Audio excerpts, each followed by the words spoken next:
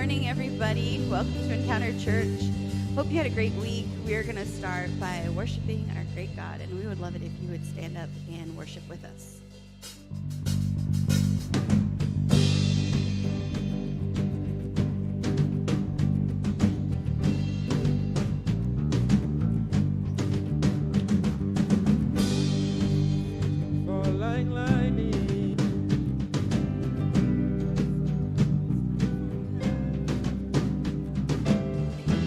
The miracle that I just can't get over.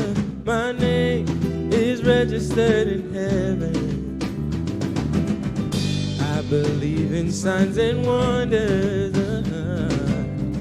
I have resurrection power. Still the miracle that I just can't get over. My name is registered in heaven. Yeah, my praise belongs to you forever.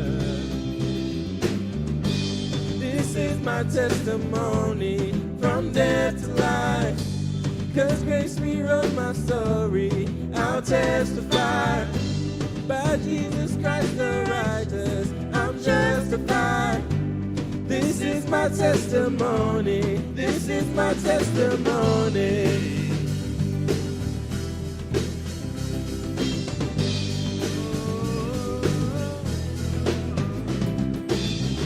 Come together, sons and daughters, bought with blood and washed in water. Sing the praises of the Spirit, Son and Father. Our God will finish what He started. Yes, our God will finish what He started. This is my testimony from death to life. 'Cause grace rewrote my story, I'll testify.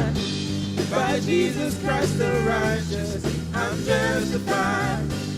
This is my testimony. This is my testimony.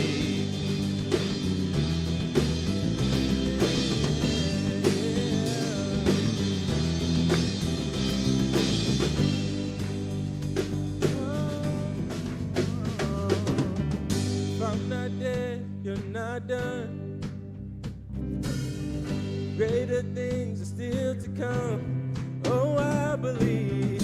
If I'm not dead and you're not done, oh, greater things are still to come. Oh, I believe. If I'm not dead and you're not done, oh, greater things are still to come. Oh, I believe. If I'm not dead, you're not done. Greater things still to come. Oh, I believe.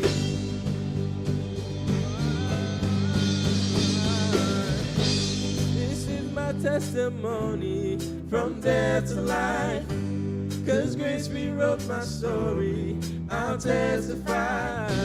By Jesus Christ the righteous, I'm justified. This is my testimony. Oh, I'm alive. This is my testimony from death to life. 'Cause grace rewrote my story. I'll testify. By Jesus Christ the righteous, I'm justified. This is my testimony. This is my testimony.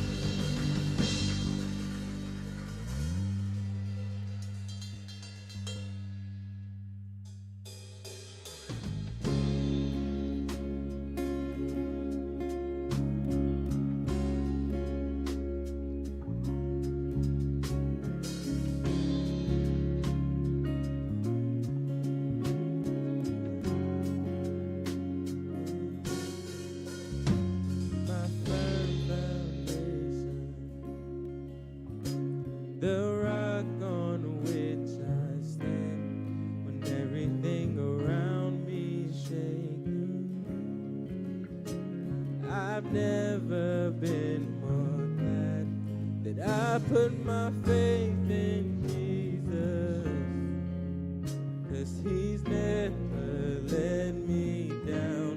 He's faithful through generations. So why would he fail now?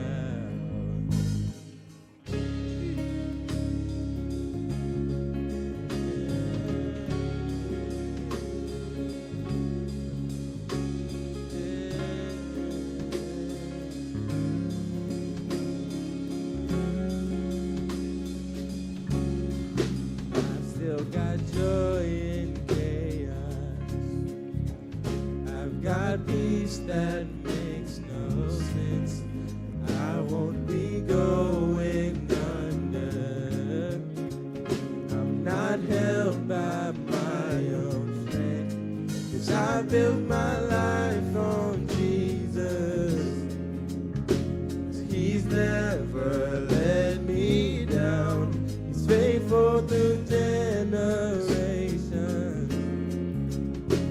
So why would he fail now? He won't. He won't. He won't fail. He won't fail. He won't. He won't. He won't fail. He won't fail. Christ is my firm foundation, the rock on which I stand. When everything around me is shaken, I've never been more glad that I put my faith in Jesus. 'Cause he's never let me down. He's faithful through generations. So why would he fail now? He won't. He won't. He won't fail. He won't fail. He won't. No, he won't. He won't. He won't fail. He won't fail.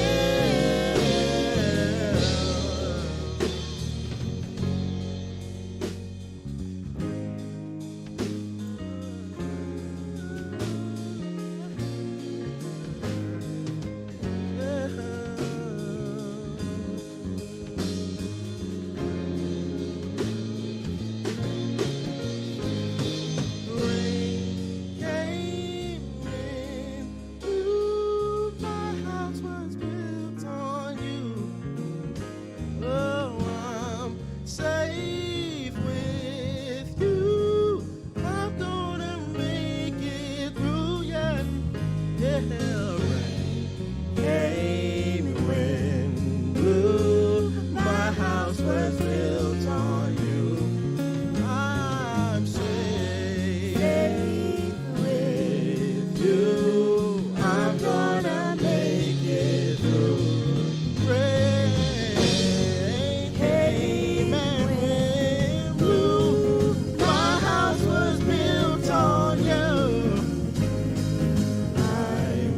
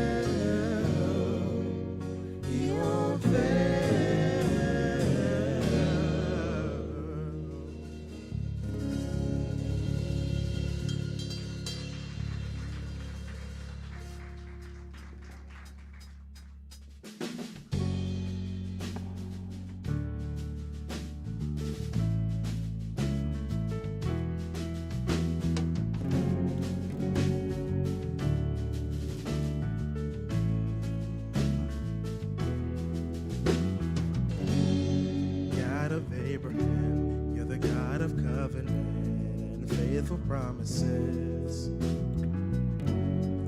Time and time again, you have proven you do just what you said. Though the storms may come and the winds may blow, I'll remain steadfast and let my heart learn when you speak a word, it will come to pass. Great is your faithfulness to me. Great is your faithfulness to me. From the rising sun to the setting same, I will praise your name. Great is your faithfulness to me. Oh,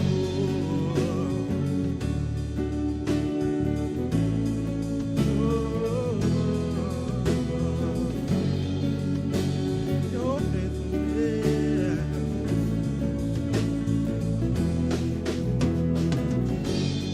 God from age to age, though the earth may pass away, your word remains the same.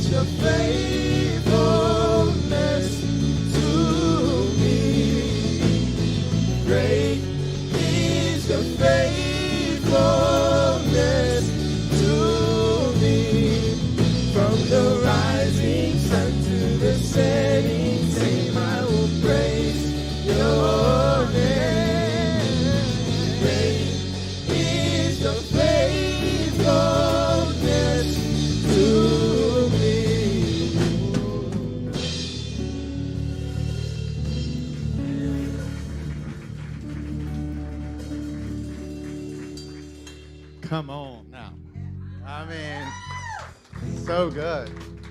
My name is Chris Causey. I'm lead pastor here. And that's just that song. That's just the anthem. He's never let me down. People will let you down.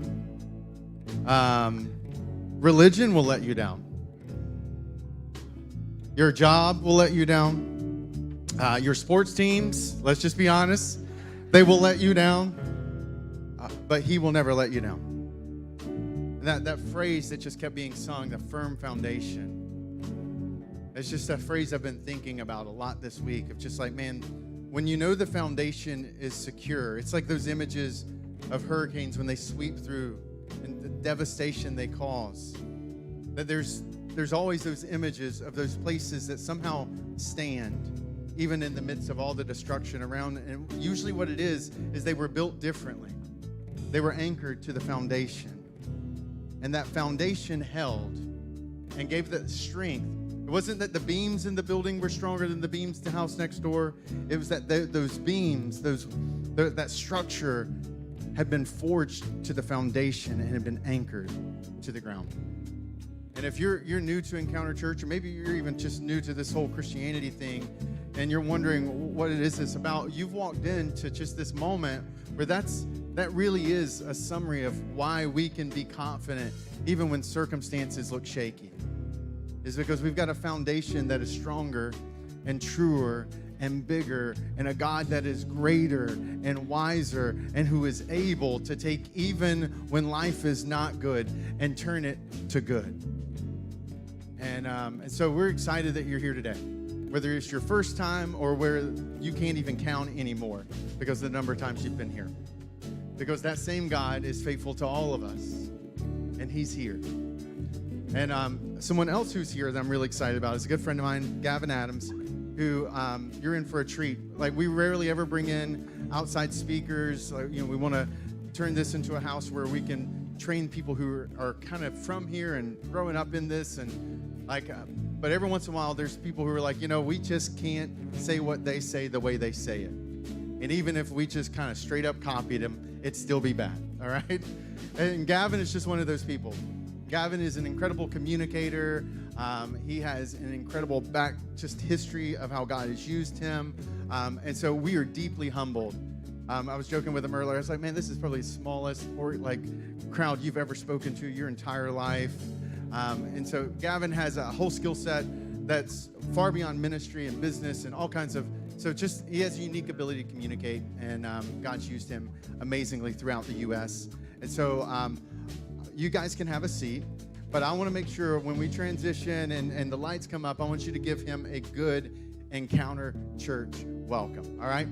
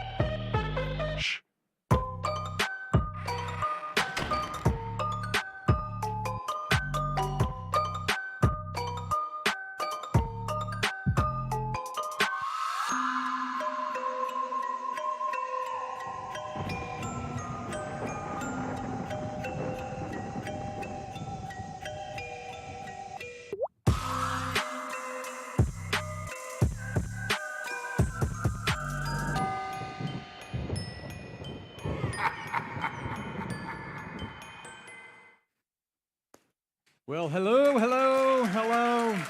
Thank you.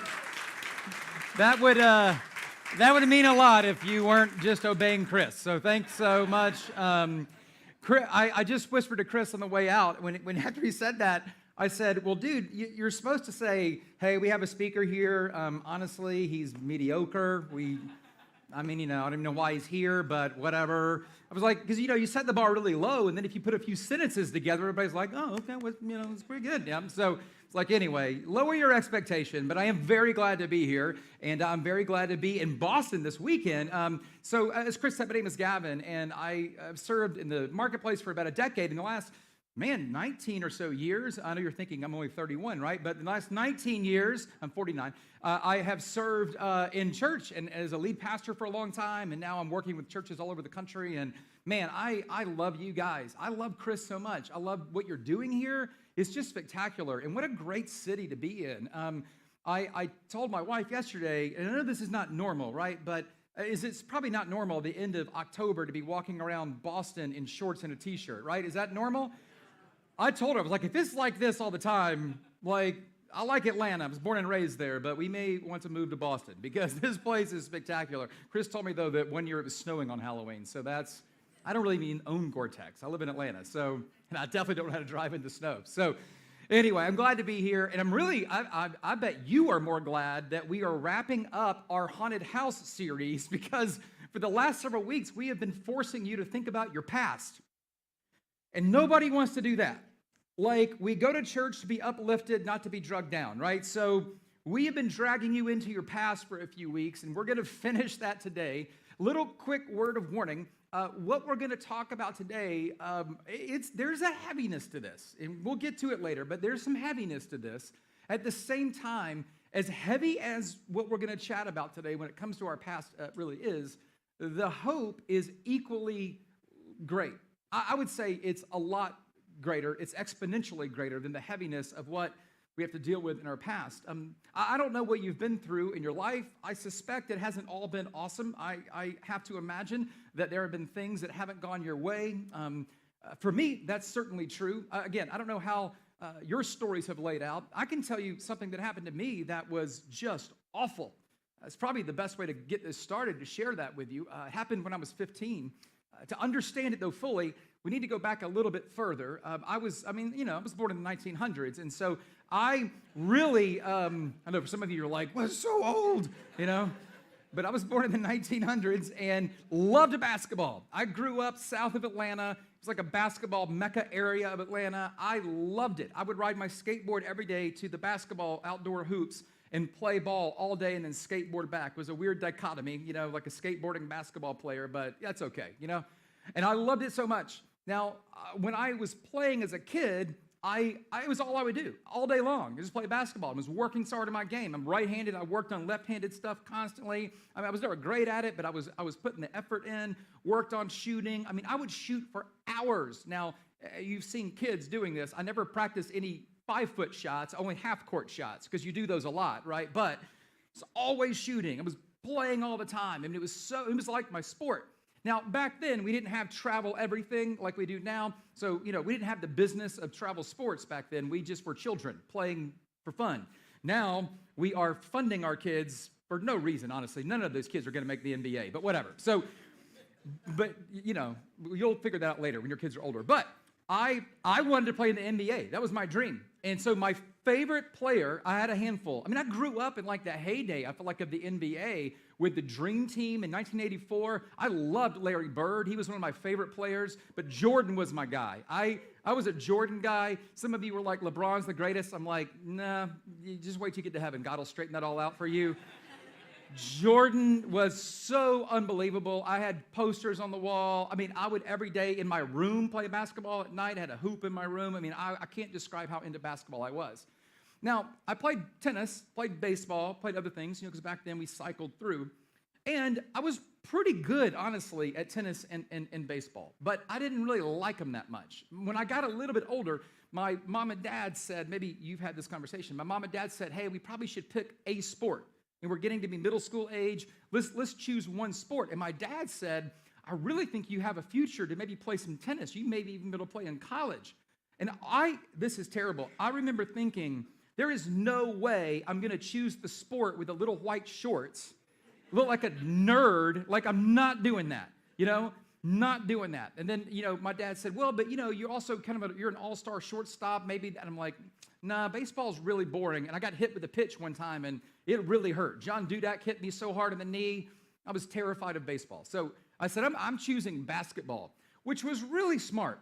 My dad is 5'7". I don't know if you've ever seen an NBA player before.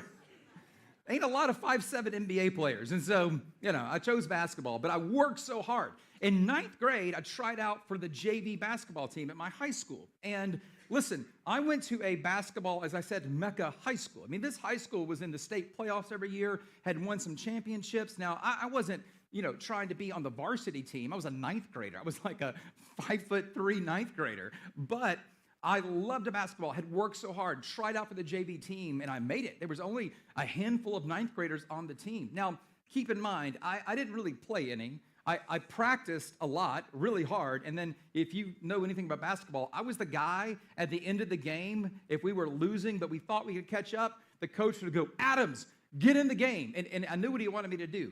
Don't touch the ball, foul people, just to stop the clock, because I was kind of fast and I was kind of quick, and I could chase people and slap them, So that was my job. That was my number one job in ninth grade. But I was starting to grow a little bit, get a little bit stronger, and I'm, again, working all day, with basketball. So after ninth grade, we moved to a new school district. Now, if you've done this before, you'll appreciate this. I went from the basketball school, Mecca, to the chess club golf team school, okay? The basketball school was really good at basketball. My new school was a very different school. Nice people, but not basketball people. Just a different place. In fact, the year before, we played this school in basketball, and it was not pretty. I almost got to touch the ball in the game. It was such a blowout. I mean, it was so bad. So, 10th grade, I'm in school. I'm looking around, and I'm not trying to be arrogant, but I'm looking around, and I'm thinking, I can play here. I mean, I got to try out, but surely I can make the team. I'm a sophomore, not a freshman, right? I might even make the varsity team and be the Fowler guy on the varsity team. Who knows what'll happen here? So when tryouts came around, I signed up very quick. I was pretty excited. My mom and dad were pretty excited. Of course, I'm getting involved in my new school. They were grateful for that. So I signed up for tryouts, go out for the first night of tryouts. If you've ever tried out for a sport, you probably have been through this process. It's horrible. The first 2 nights, we didn't even use a basketball. The first 2 nights, we just ran. And I think the coach was trying to prove a point and make people vomit. That was his goal. And so I knew that going in. So I'd been running for a while because I didn't want to show up and be the vomit guy. So I'm new at the school. It's kind of gross and, embarrassing. So I didn't. We had a 6'10" guy. He vomited the whole time. But, he was 6'10". He was making the team no matter what, So for me, as the 5'6" guy now, I'm working hard, and we ran laps. We used to run these things called suicides. Hopefully they've named them differently by now, but cancel that name. But we would do these suicides, and I remember sometimes I was even the first one back, on the suicide run, and I was trying to prove a point. So after the second night, we had our first cuts. Walked into school the next morning. I think it was a Wednesday. Looked on the sheet. This is how we used to do it, okay? Again, I was in the 1900s. We didn't have email, so you had to print these things on paper. And so I went into the coach's hallway, and then on the door, he had the roster of people who were still on the team. And it was alphabetical. Gavin Adams. Sweet, I made it through the running tryouts. Now the balls came out that night. Now we're practicing, we're playing basketball. And it was really fun. I had some decent moments, actually. I didn't know anybody. I didn't know the coach, didn't really know anything, but it was beginning to kind of make some relational connections. And I remember the second night of actual basketball tryouts, we were having like a 3-point shooting contest. They lined all of us up. There were probably 25, 30 of us there.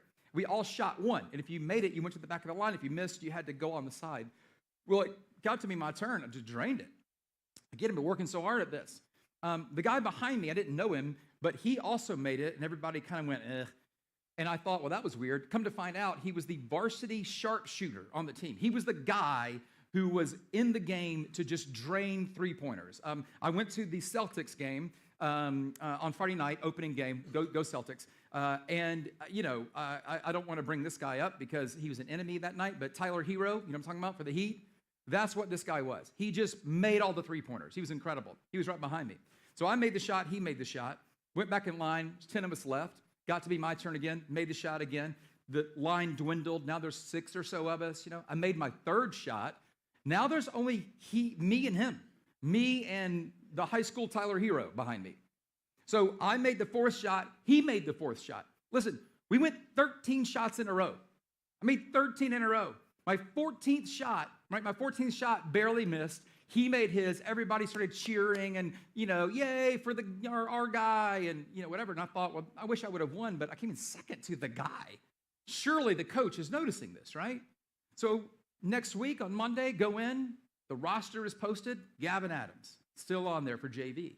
So excited, So I thought I'd made the team. I thought that was it, And so then I got a phone call from the coach. My call, back then, again, no email, no texting, called me, called my parents, said, hey, we're actually going to have a few more days of tryouts because we have a couple of guys that were on the football team that have been not able to try out yet because their season was still wrapping up, so we got to have one more cut. I'm like, okay, well, that's fine. I mean, I just made 13 three-pointers, whatever. So we go out. Last night of tryouts, got a couple of new guys that have come in, 2 or 3. And they're okay. They're good. I mean, they're fine. So we're playing.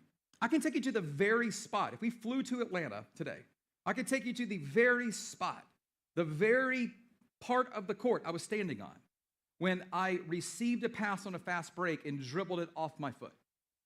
I never do that, but it happened that night. It's so weird. I can also take you to the very spot where I threw a no-look pass that I thought was really spectacular, and it was until it hit the defender near me right in the face. And then the coach looked at me, and he was like, where were you passing that?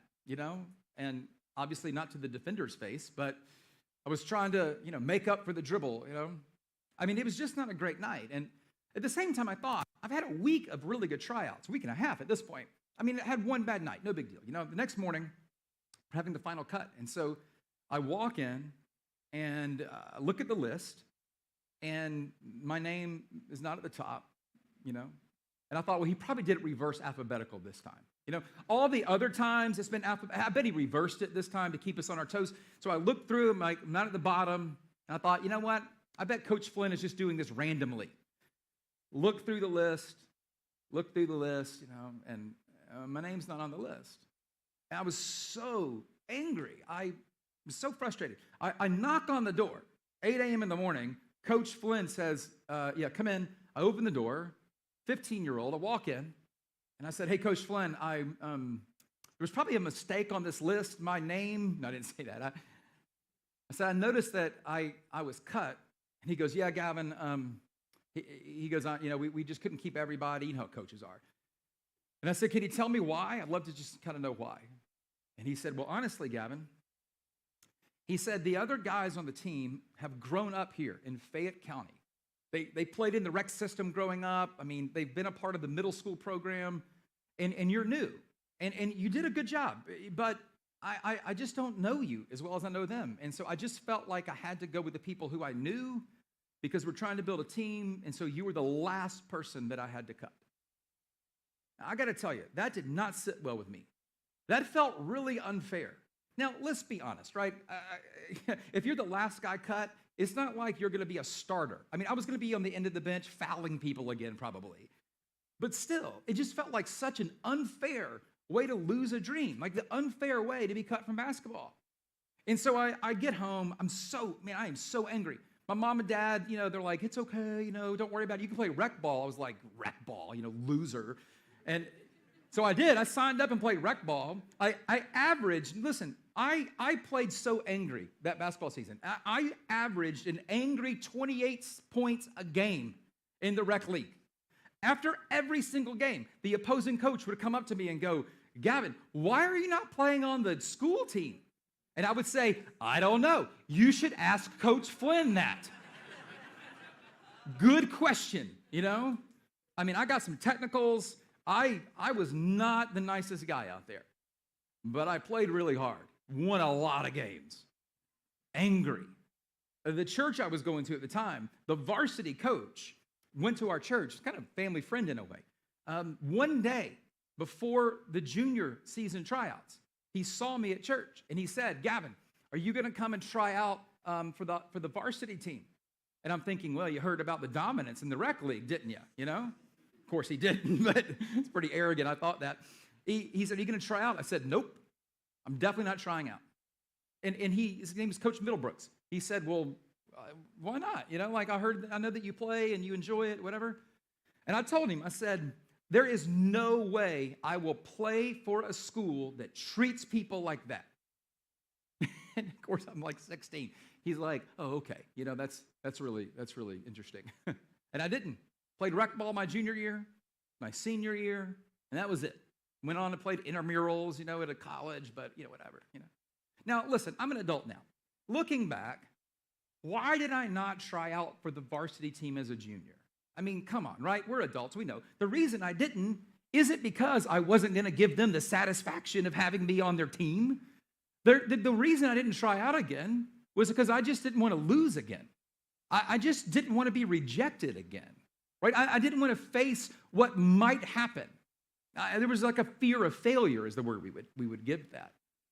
Later in my life, I was meeting with a counselor, which we all should do, by the way, meeting with a counselor, and I'm explaining a little bit about my ridiculous competitive nature, why I have to win, why I broke so many tennis rackets in high school tennis, why I would be willing to possibly cheat if I had to, if it meant winning, why I couldn't play a board game with my family to save my life. There no way I could play a board game at home, or unless I was going to dominate, I remember my wife, we dated all through high school mostly.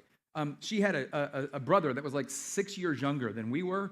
We would play wiffle ball in the backyard. I would crush this kid in wiffle ball.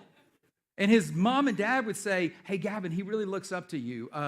Maybe if you let him win, I'm like, hey, we don't learn anything in life by being given wins. What if we start just giving everybody trophies or something, Of course, that's what we did. But, I was like, I refuse to lose. My counselor is listening to all this, and she says, Gavin, there's a word we give for that. And I was like insane? No. Like, there's a word we give. It's called an internal vow. An internal vow. I don't know if you've ever heard of this term before. An internal vow is a promise that we make to ourselves. That's what an internal vow is. An internal vow is a promise that we make to ourselves. My internal vow was I will never, ever allow myself to lose again. That was my vow. I will never put myself in a position where someone else can treat me unfairly, where someone else can reject me, even though I should be accepted. I will never put myself in a position where I can lose.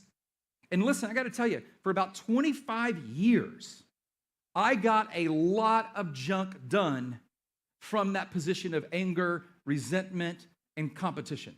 I got married. I didn't get married angry, but I accomplished that. I got married, had 4 kids. Built a good life. I got a college degree. I got 2 masters, a doctorate. I had a great career going in the marketplace as a consultant, strategy, change management, went into the marketplace, to ministry. As much as you can say this without it sounding weird, dominated ministry, grew churches, all these things, got to work. For one of the greatest churches in the country, North Point Community Church, a guy named Andy Stanley. I worked directly for him as a campus pastor at one of our locations. Sat at the table helping form and shape the direction of this church. I'm telling you, so much achievement, so much performance all along the whole time. I'm terrified of losing. I will not put myself in a position where I might not be able to win. It's insane when I think about it, but, don't elbow anybody. This may be you too, but I remember being on vacation at the beach with my wife, and I had never paddleboarded before. And you know what paddleboards are, right? I'd never done this before. And it looked great. We were in the Gulf of Mexico. It was beautiful. You could see the sharks, and so you knew if you were going to die. It was awesome. And so I said, I think I may go paddleboarding. She says, well, go see how much the rental is. I go over to the place, $60 for an hour, something like that. That's kind of expensive, but whatever, I come back. She says, how much is it? I said, it's kind of expensive. She goes, well, it's okay. We're splurging. It's vacation. Calories don't count. Money doesn't matter. Do whatever you want. And I said, no, I don't want to spend the money. I feel like we can save that money and, will be better use for something else. Did you know the real reason I didn't paddleboard? It's because I didn't want to lose at paddleboarding. Now, let me ask you, how do you lose at paddleboarding? It's not a competition. It isn't like everybody's standing on the beach going, okay, that was an 8. Good job. You fell, but, nobody cares. But I did. I was so afraid of failure, I wouldn't even try to paddleboard. Why? The reason is because there was something in my past that was haunting my present. There was something in my past that was haunting my future. And I don't know if you've ever thought of it this way, but if your past is affecting your present, it isn't really your past. If the things in your past are affecting you today, it's not your past, it's your present. And by the way, it's your future as well. There's an incredible story in Scripture. Of course, we're at church, so we're going to talk about something that happened in the Bible. It happened with Jesus. There's this incredible story that I think provides the solution to this issue in our life.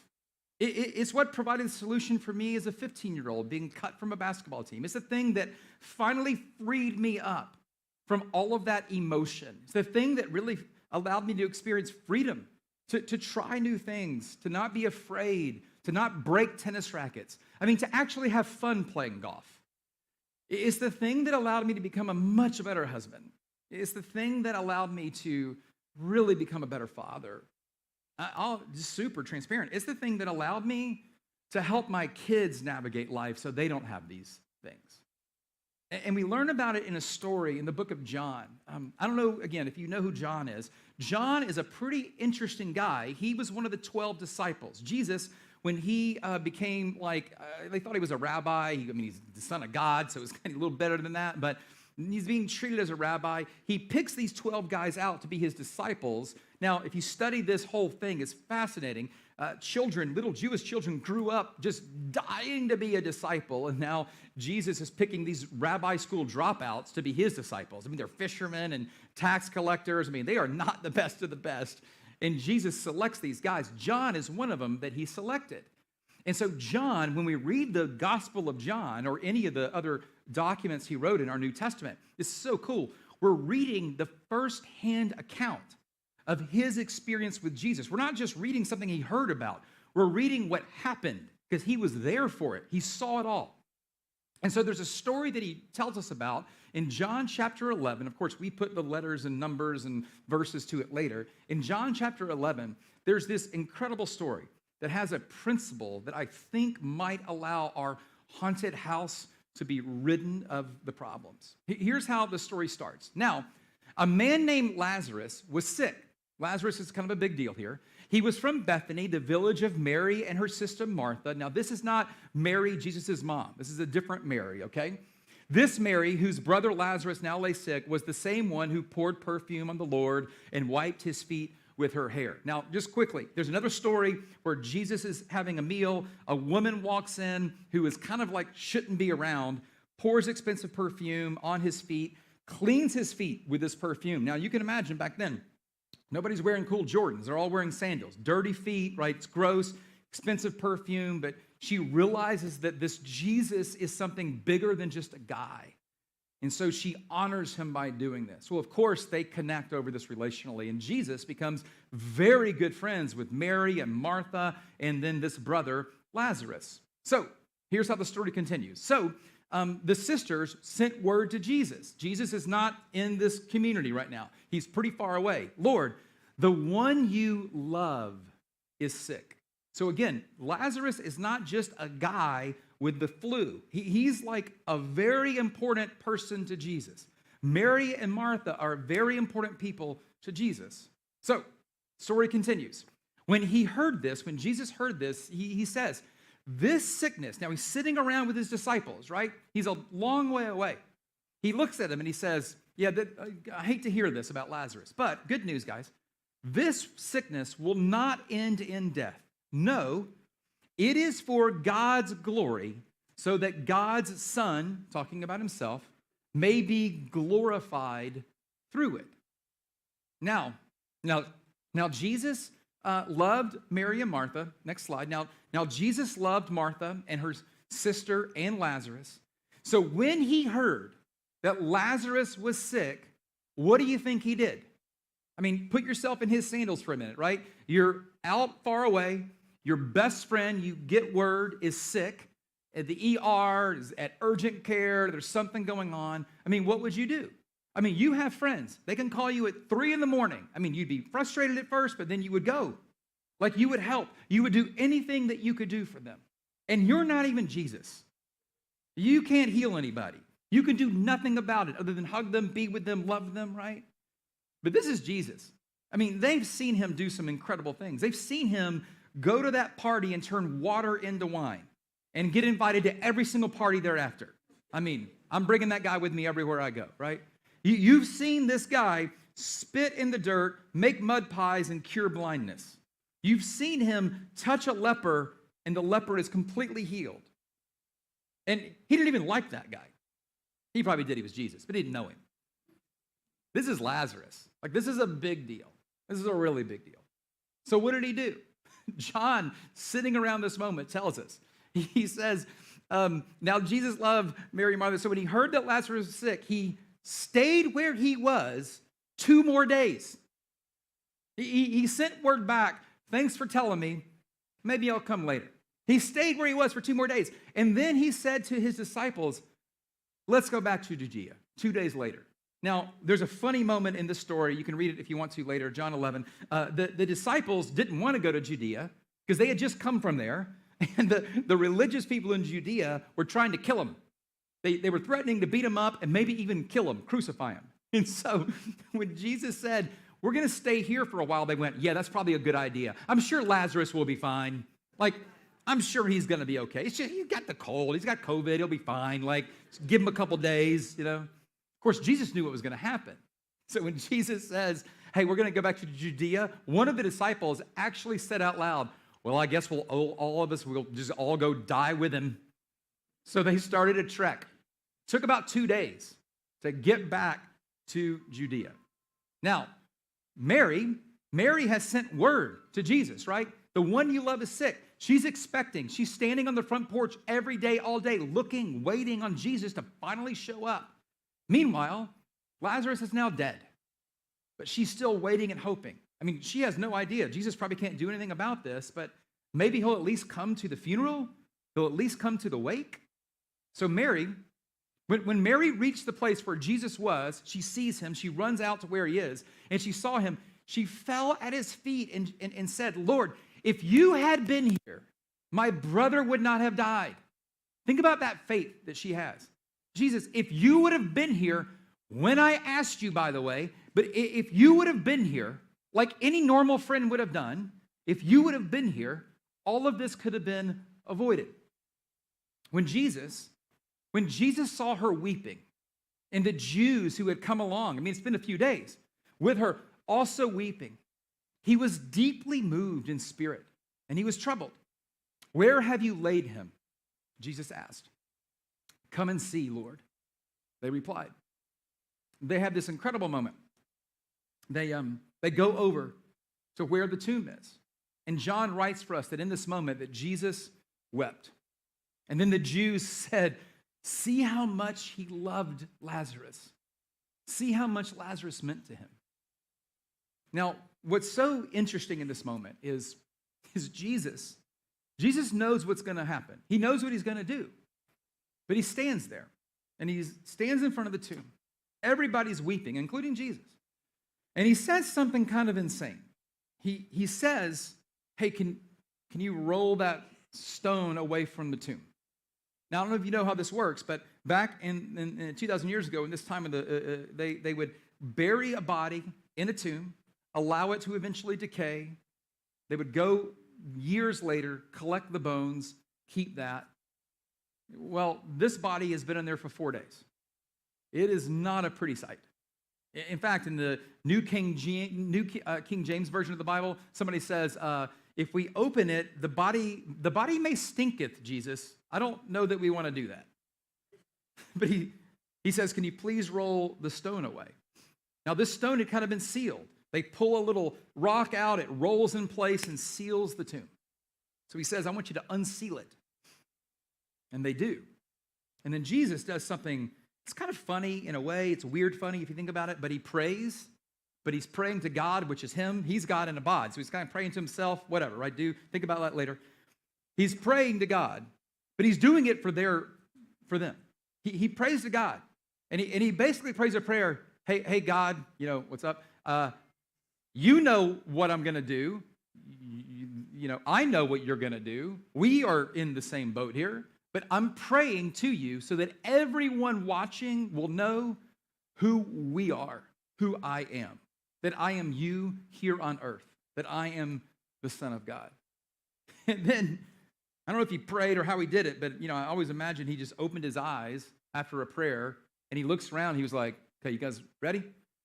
And he leans into the tomb, and he says this, Lazarus, come out. Lazarus, come out. The dead man came out, his hands and feet wrapped with strips of linen and a cloth around his face, and Jesus said to them, take off the grave clothes and let him go. I mean, can you imagine that moment?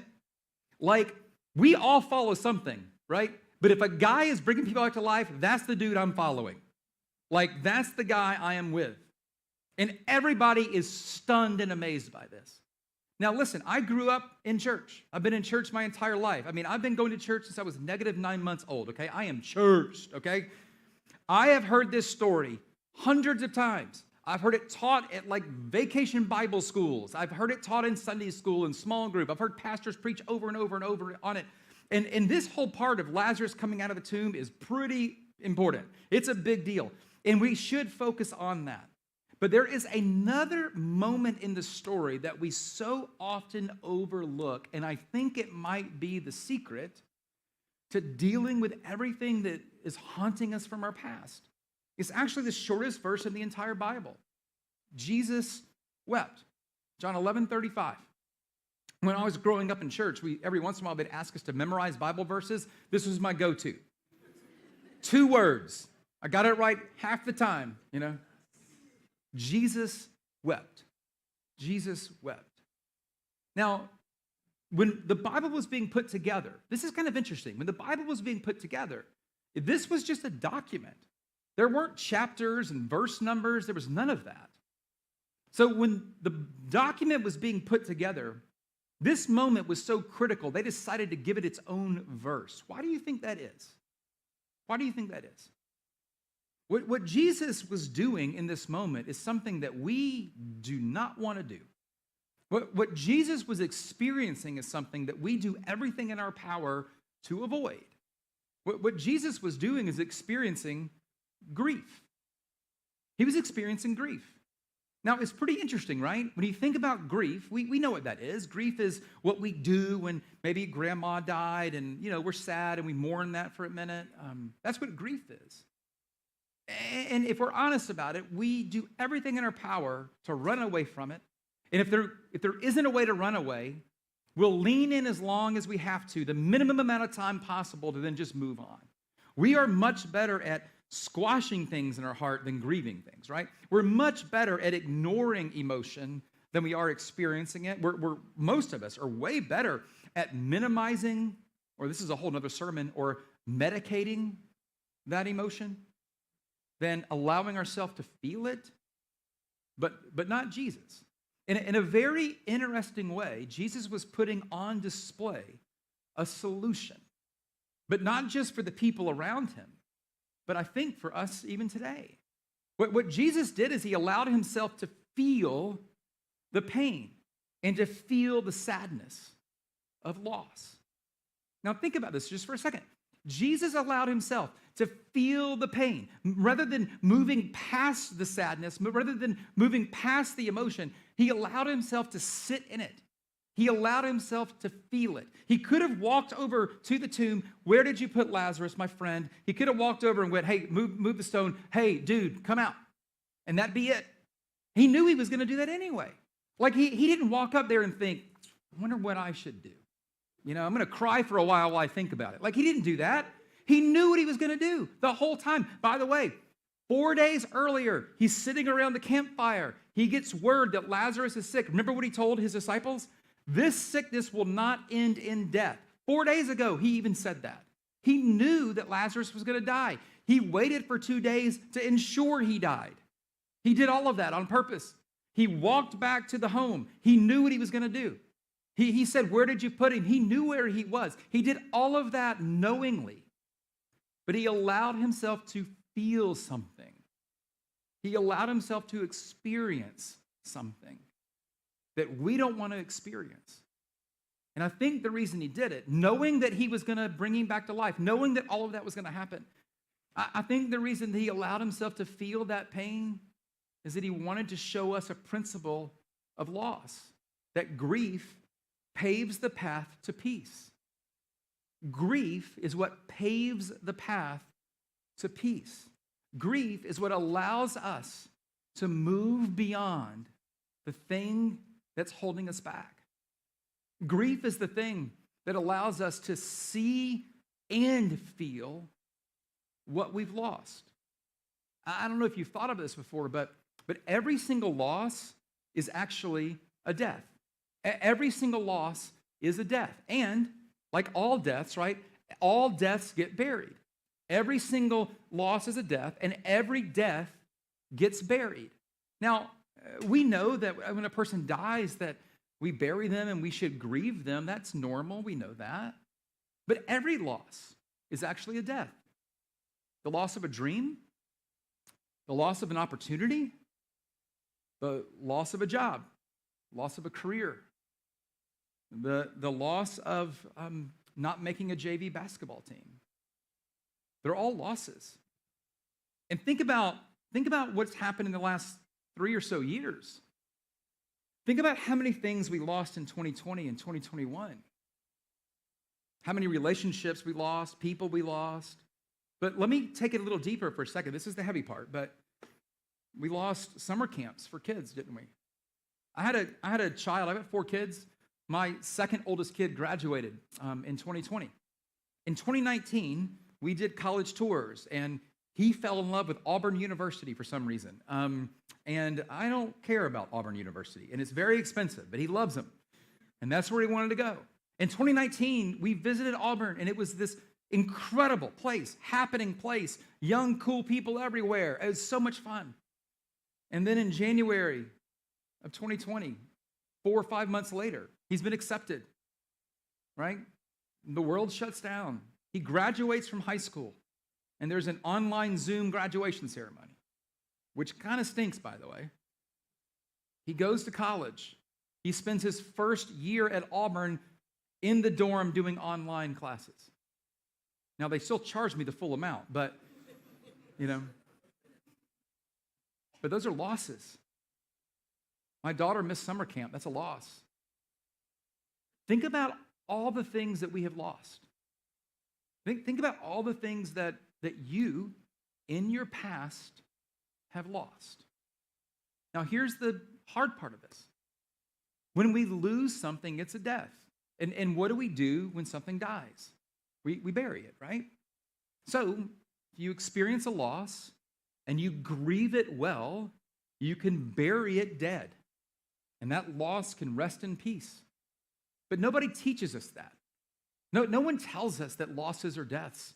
We say things like, it'll be okay, don't worry about it. God has a plan for everything, which is true, but it isn't that helpful.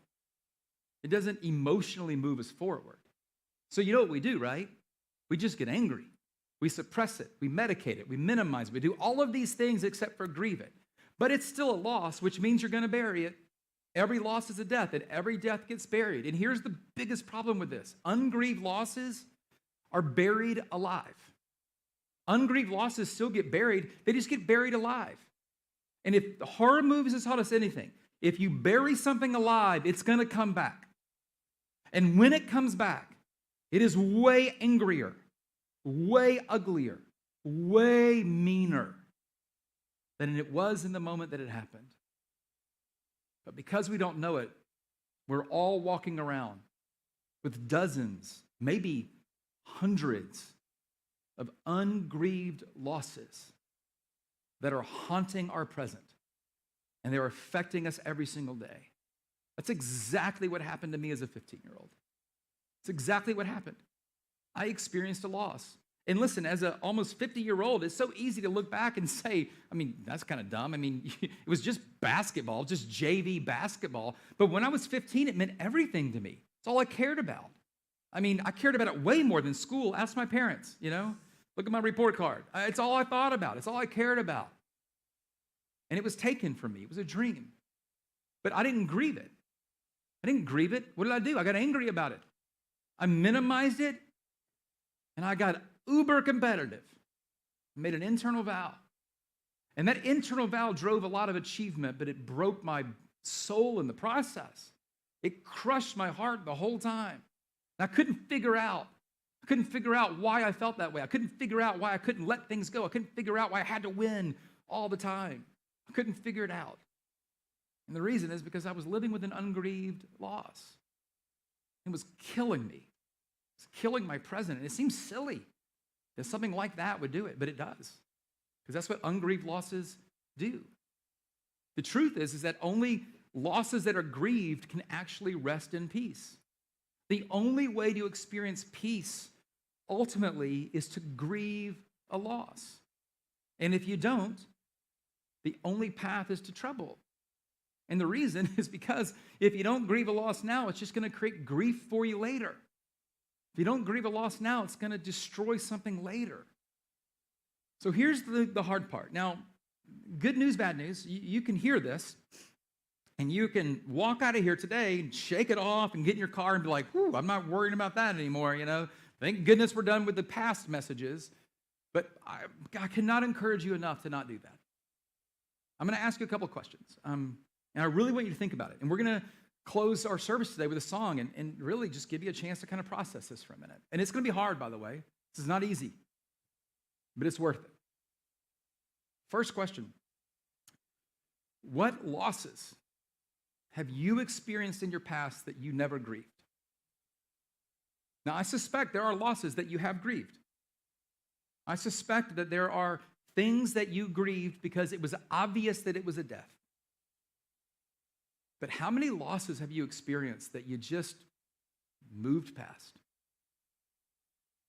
And what I'm going to ask you to do, and you can do it whenever you want, today, tomorrow, next month, whatever. I just think you should find a quiet place, go somewhere, get a pad and pen, and just start writing them down. And by the way, the reason we don't do this is because it's painful. It's painful to remember that stuff. It's painful to drag that stuff back up. But if you don't drag it back up, you can't deal with it. And if you don't grieve it, it's going to continue to create grief for you for the rest of your life. So what are those ungrieved losses? Write them down. And then the second thing is, what are you going to do about it? How are you going to grieve it? I had to do this. And it felt silly at first. When I learned this, I started making a list. And unfortunately, the list got really long because I'd suppressed so much of these losses and think of them as losses. But when I started realizing how many of these things were losses, I started writing them down. And I had to go back and feel each one of them. I had to go back and allow myself to weep about them, to feel what I felt in that moment, to acknowledge the pain that came from it. And it was only after doing that that ungrieved loss was grieved. And I reburied it, and it stayed where it was. So what losses do you have? And then what are you going to do about it? How are you going to grieve them? If you don't, it's going to follow you the rest of your life. And the house of your life will be haunted forever. And your past will never really be your past, because it's always going to be affecting you in the present. And it's always going to be a part of your future. Listen, that's why Jesus wept. That's why he wept. He wanted us to know that it's okay to do that. And he wanted us to know that he weeps with you, that he feels that with you, and that he'll carry you through it. But he can't carry you to a place that you're not willing to go. So in just a second, we're going to sing a song together as we wrap up. I'd love for you to just to process a little bit about what you're going to do with that as we sing. Let me pray for us. Father God, thank you so much for allowing us to find you in the midst of some of the hardest moments of life. God, you have promised us that in this life we're going to have trouble. There is no way to avoid that. But Father, at the same time, you've also promised us that you will give us the grace we need in the moment for the moment. But it's hard to experience you and experience your grace if we don't allow ourselves to feel a need for you. If we don't feel dependent on you, we don't feel you. So God, just for all of us, man, we all have losses, and we didn't grieve them. Nobody taught us to do that. And it's harder to go back and grieve them later than it would have been in the moment, but it's so much harder just to live with it, So God, I just pray you give us the wisdom to know what to do with those losses in our past. And even more than that, give us the courage to process them with you, to grieve them, but to grieve them with you so that we can experience the kind of peace that just surpasses all understanding. Father God, we love you. And Jesus, we pray all of this in your name. Amen.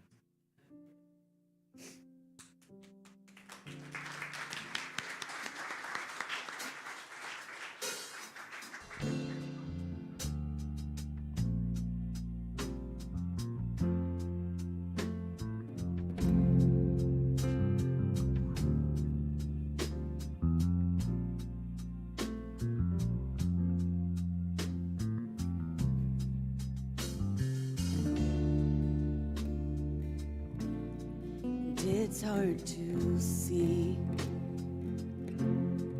what you are doing here in the rooms where this will lead.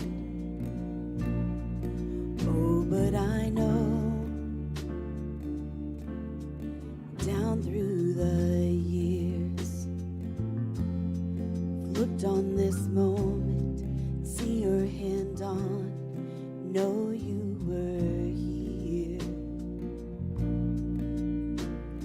and I'll testify of the battles you've won,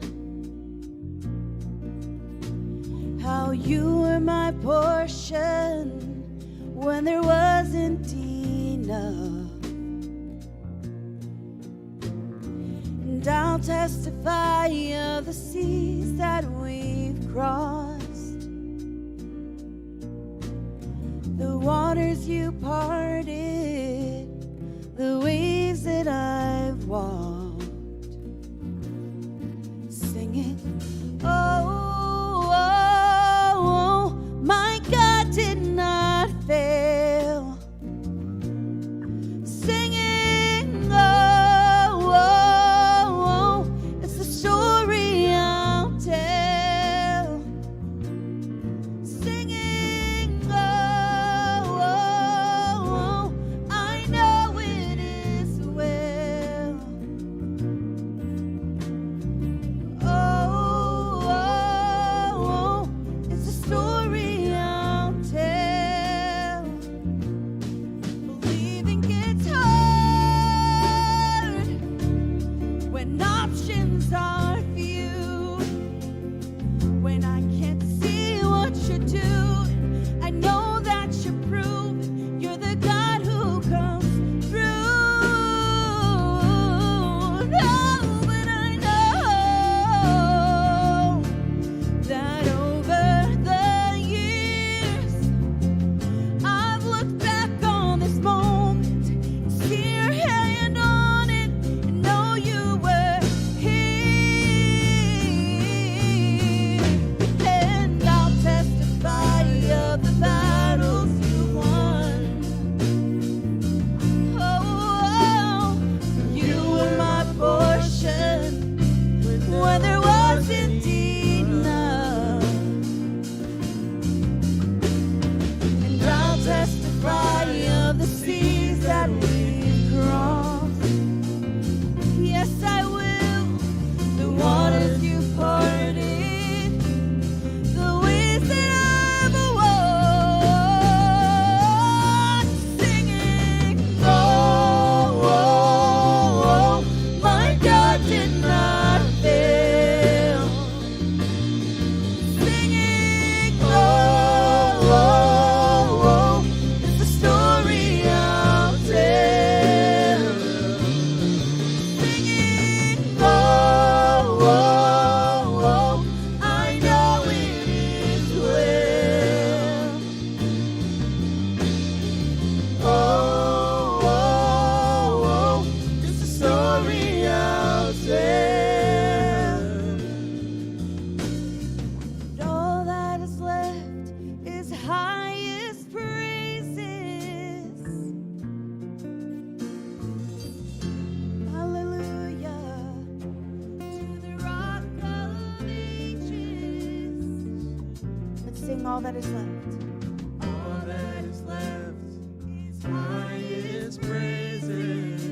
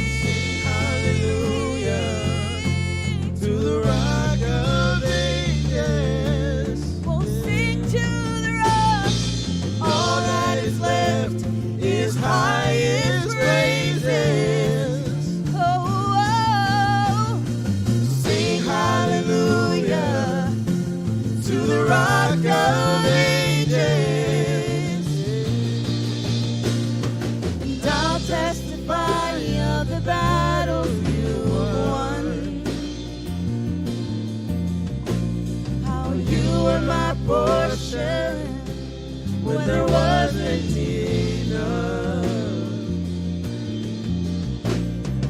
I'll testify of the seas that we crossed. The waters departed, the waves that I walked, singing, oh, oh, oh, my God did not fail.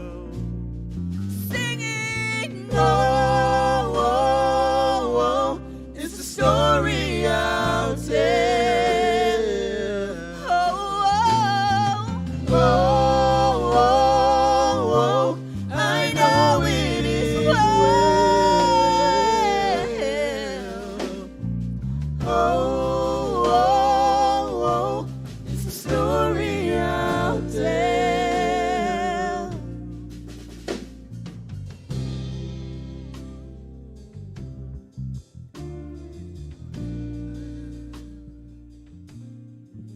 Thanks so much for joining us today. We hope that you found Gavin's message hopeful and helpful. Just what a powerful message. And I'm just so thankful for Gavin, not just coming and speaking such a clear, awesome, practical message, but he's also so helpful to us and the things that we do with the church. So just thanks again to Gavin for being with us today and all he does for Encounter Church.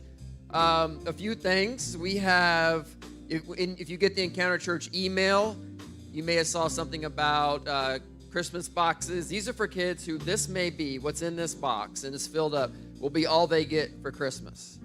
And so on your way out, you can grab one of these boxes and fill it up over the next few weeks. And then we're going to get more information about when these are due back. But we encourage you to grab one, grab two, grab 10. What's really cool is our elementary students spent the hour putting all of these together. They were flattened so they get to experience and get to hear about what they're doing, whereas maybe on Christmas morning they get a lot of stuff, more than one package. Hey, these are going to kids who only get one, right? So they got to take part in that. We invite you to take part in that. Last Monday night, we had our women's group, and there were like 25 women here. How awesome is that? Yeah. What's sad is we have men not clapping right now because they're competitive. And tomorrow night is men's group, and they're wanting to, there we go. They're, of course, looking to break that number, but it is helpful and hopeful, too. It's not just a competitive thing. So we invite you to that men's group tomorrow night here at the church. Also, we have student ministry right after church today. If you're in middle school or high school, we'd love to have you. We're going to feed you and have a good time. And then finally, we need folks to step in and serve. And so if you're looking for a place, and we always want to help people find the place that fits best for you. And one easy, I wouldn't say easy, but one great spot that you can step in is, you may not know this, but during the week, this is a preschool. And it looks completely different. It looks like a school. And so every Friday, we have been turning this from a preschool into a church. Well, starting next week, we're going to do that on Saturday mornings. And we just need folks' help just to push stuff into closets, hide things, put things in trailers. And so it's pretty much just pushing things around and putting them away on Saturday mornings. And then after church, we also turn it back into a preschool. And so if that's somewhere you're looking to help, you can actually scan this QR code up on the screen, and you can sign up for that. You can also sign up on there for other places to serve. Again, we want to help you find where you best fit to maybe take that next step of serving. We hope you have an awesome week. Look forward to seeing you back next week as we start a new series talking about some of Jesus's strongest, most powerful parables. Have an awesome week. God bless and take care.